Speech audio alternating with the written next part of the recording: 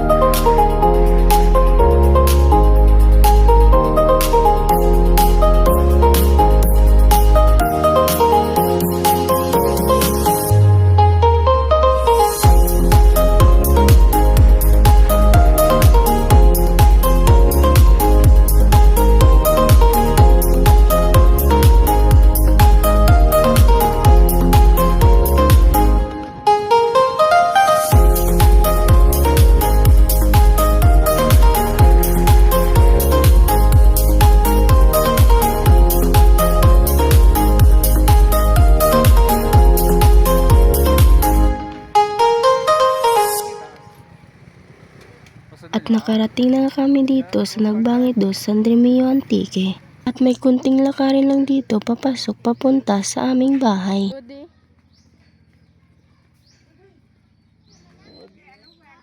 At dito na nga nagtatapos ang ating video.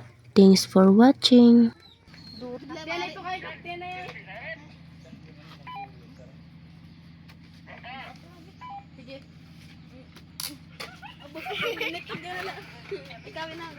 Ikaw.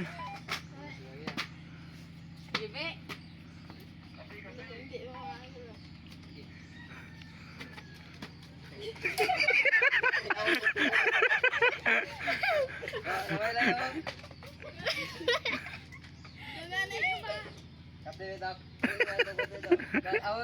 balda quiet lang rin eh.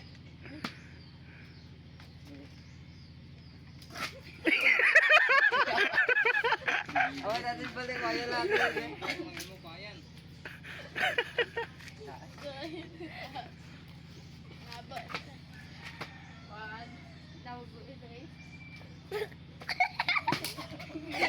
Dali na to.